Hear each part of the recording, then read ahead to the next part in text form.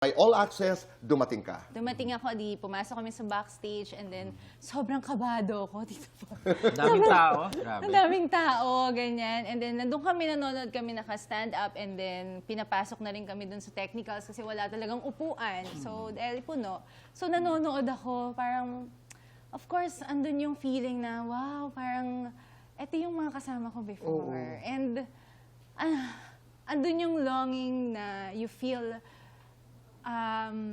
yung feeling mo na, ito yung kasama ko for the longest time. Parang ganon. So, Lumaki kayo magkakasama eh. yes, Diba? yes. So, happy ako na nakikita ko sila nagpe-perform, ganyan. And then may lumapit sa aking staff. Sabi niya, pwede ka bang umakyat ng stage? Sabi ko, ha? Yung suot ko po? Sabi ko gano'n.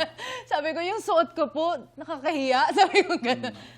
Okay lang yan. Sige na, ganyan. Tapos, ni-request ni Mia na umakyat ka, ganyan. Tapos, bibigyan kita ng mic.